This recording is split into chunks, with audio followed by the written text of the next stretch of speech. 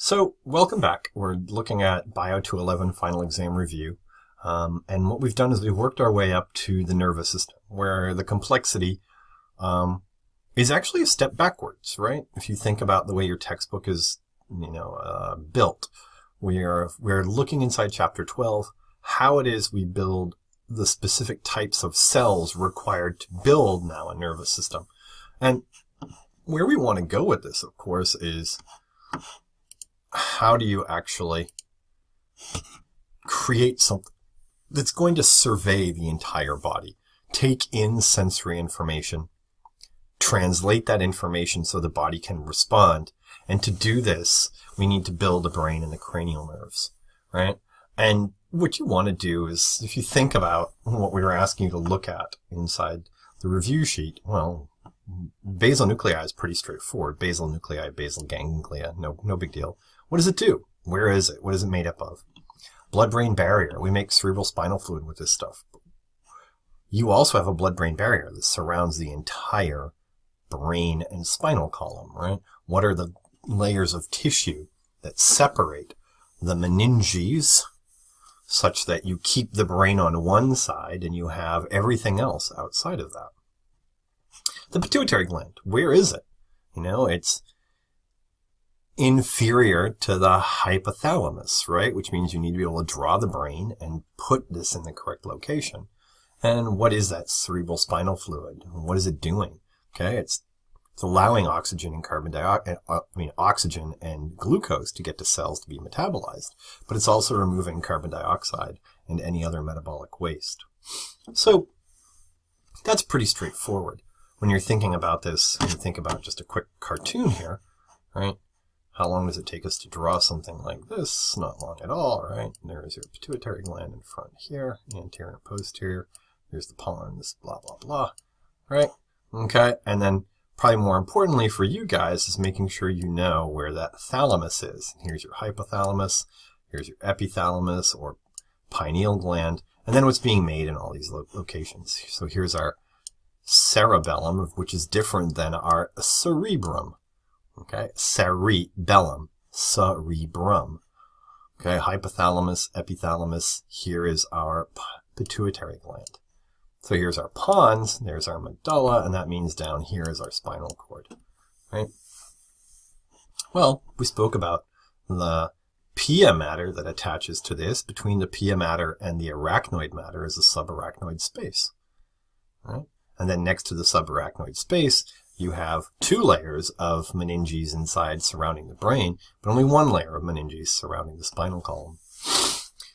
After that, we ask you to define what decussation is, right? And that's because one of the things you learned when you were looking at side chapter 13 and chapter 16, information tends to cross over lines, meaning the midline of the body. And that's what we call decussation. So this red line here could be the crossing over some neuronal track, sensory or motor, so that it could now travel to its specific target. Notice what I did there. I said neurons. A neuron, okay, is a cell. It's going to be, and it's not spelled right, sorry about that. Neuron is going to be part of a nerve, and a nerve is going to have a tract, and the tract is going to be dependent upon the type of information it's conveying. So nerves outside of the spinal cord can carry sensory and or motor information. When we get to the cranial nerves, right down here, cranial nerves, which ones are sensory, which ones are motor, which ones are both. That sort of stuff is really important for the final exam. Okay? And knowing where they have their nuclei is incredibly important for their responsibilities. Okay, which ones are mixed? Which ones are special sensory? Okay, and notice what, hopefully you appreciate what you've done all semester long. Notice I said you've done. Your lab packet has this information inside of it. It may not have the difference between decussation and a projection track. That's something you learned inside class, where the projection tracks are what, going down or going up, whereas association tracks are inside the same hemisphere. Here's a brain from bird's eye view. Association are within the same hemisphere. And decussation are between hemispheres. Did you get that? Okay, cool. So that's what we want to be thinking about. Now, there's a lot of information inside chapter 14, but notice if you focus primarily on, say, the cranial nerves and how to build a brain and what fluids are inside of it, this information feeds into the remainder of the semester, right? You need to know cranial nerves are part of the peripheral nervous system. PNS, they're not part of the autonomic nervous system. Don't make that mistake. Okay? Let me rephrase that. Cranial nerves can be part of the autonomic nervous system, but they are definitely not part of the central nervous system. Okay? Yes, no, maybe? Okay, cool. Let's not forget about this. Okay, so first I got to get rid of these cartoons. Let's not forget about this here. And that is chapter 15. And immediately when we when we think about chapter 15, obviously I want you to be thinking about the fact that you have a somatic. So let's go here. Let's go somatic, which is presumably, voluntary, right? Versus autonomic, which is involuntary. And please remember the way I'm trying to get you to think about this, because now you've finished muscle tissue, so now you know it innervates skeletal muscle tissue. So instead of drawing the muscle out, I'm just going to put skeletal muscle tissue, right? And the neurotransmitter here is acetylcholine, okay? So that little arrow represents the acetylcholine required to activate skeletal muscle tissue. Below it, though, okay, we're going to put together over here preganglionic, postganglionic target. Okay. Preganglionic target. We travel inside here. Okay. And then over here, what I'm going to do is I'm going to do it in a different color. Let's do this in blue. I don't know why I'm doing it in blue, but I'm going to do it in blue. I'm going to go preganglionic and postganglionic, right? And remember, all of these are myelinated B-type fibers. I need to change colors back again. Woohoo!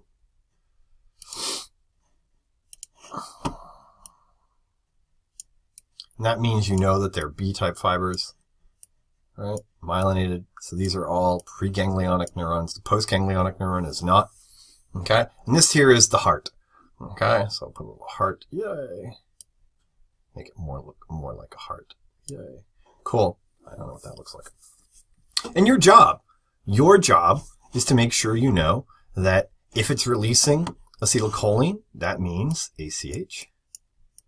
I'm just going to get away from color here for a minute, and I'm going to, nope, get rid of you, get rid of you, get rid of you, okay?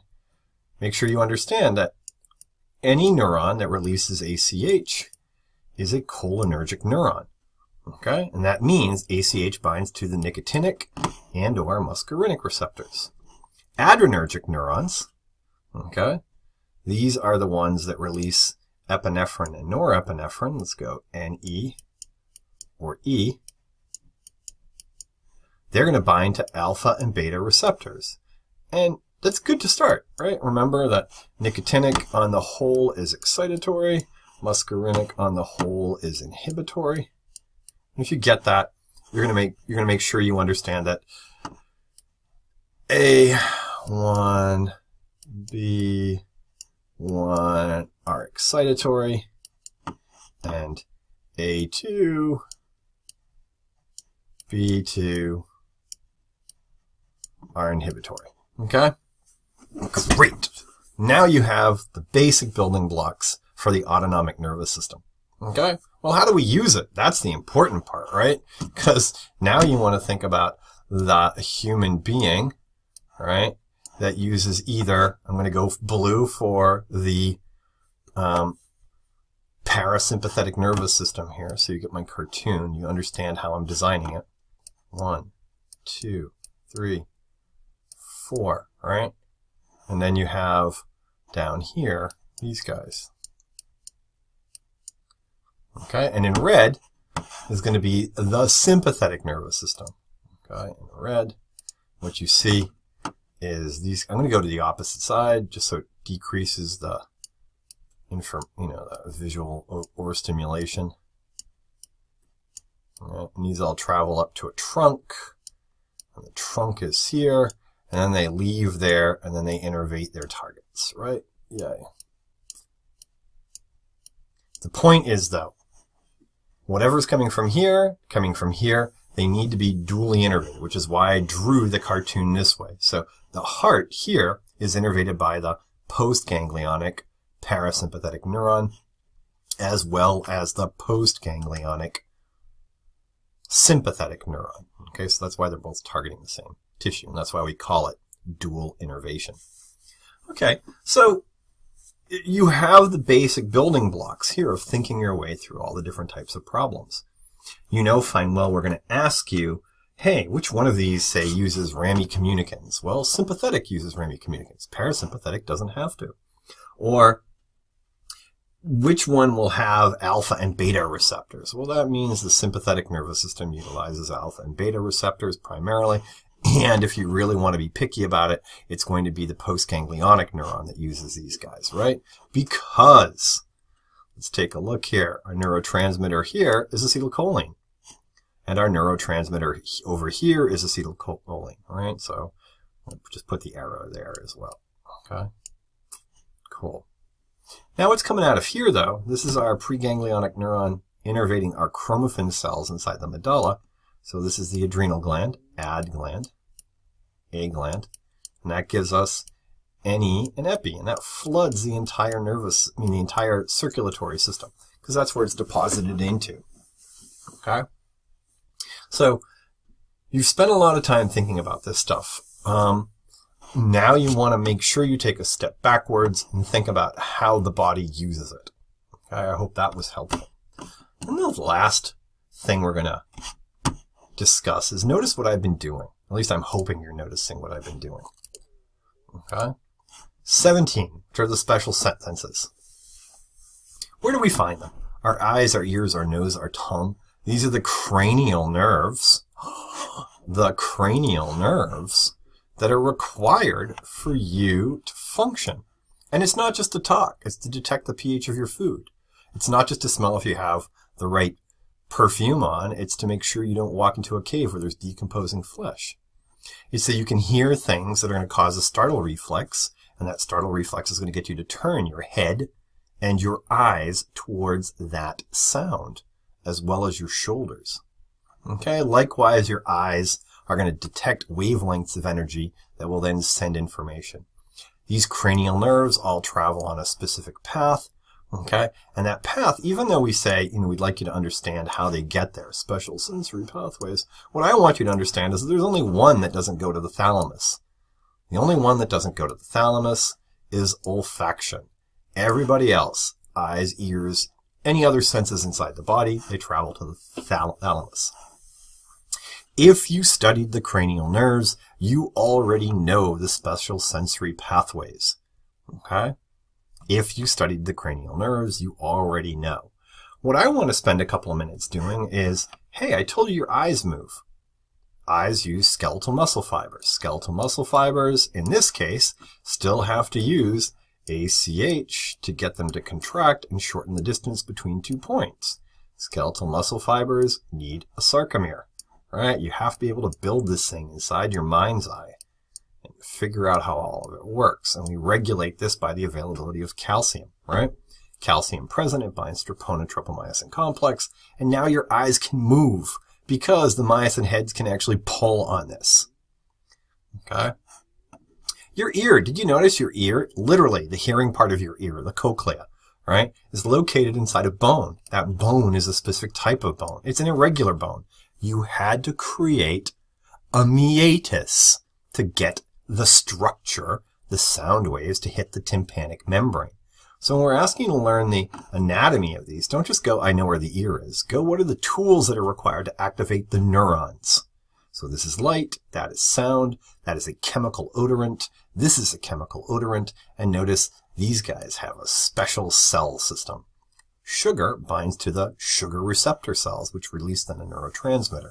So on your exam, I want you to pay attention to those structures that allow for the eyes and the ears to function properly. That's not to say the other things aren't important, okay? But without your eyes and your ears, living is pretty difficult. If I punch you in the nose, you lose your sense of smell and taste, and you seem to be just fine.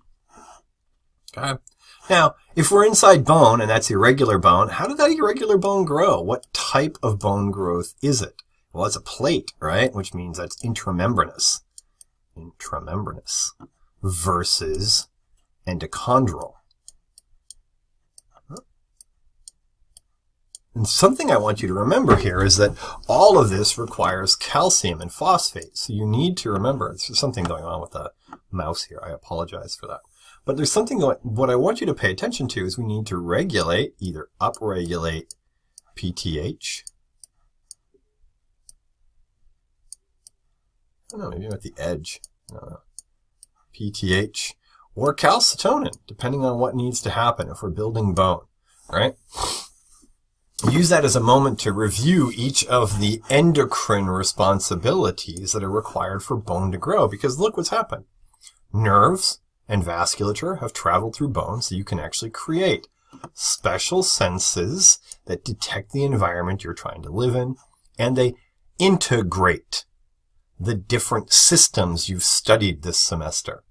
Something gets you nervous, you start to sweat. Right? So there's a visual input or there's some sort of auditory input, and that sends a signal to your skin, causing your sweat glands to become activated. Try to think about your special senses that way. It will help when you're studying for the final exam. That's pretty much all I have for you right now. I would like you to think about what I tried to do here. If eyes and ears are the most important structures, nudge, nudge, hint, hint, wink, wink, notice what I tried to do. I tried to put them inside specific locations, and then how do they actually integrate? Your eyes are inside bone. So what structure? How did the orbit get formed? What is that? What shape does it have? Okay? If you're speaking, you need to use a cranial nerve to move your tongue, right?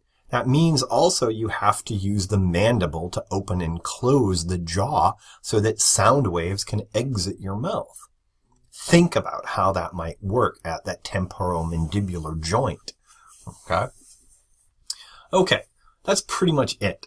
Notice what we didn't do here. We didn't go through the list and go, I want you to know this, and I want you to know this, I want you to know this.